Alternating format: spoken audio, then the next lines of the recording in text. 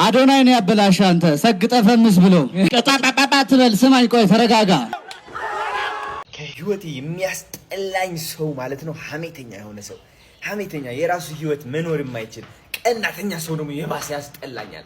ጥላቻ ወልፉ የሆነ ሰው ጥልት ታረጋለሁ አልወድም።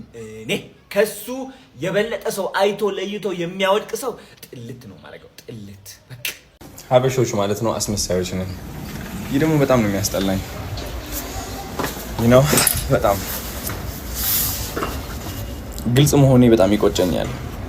ድክመቴን በመካፈሌ በጣም ይቆጨኛል። አይ ቲንክ እኔም እንደሌላው ሀበሻ ጥሩ ነገሬን ለምን ባሳየው ብዬ አንዳንዴ በጣም ቆጫለሁ። ልንገራችሁ ጥሩውን ነገር ብቻ ባሳይ በቃ ጥሩ ልብስ ለብስ ብቻ ጥሩ ምግብ ስመገብ ብቻ ስስቅ ብቻ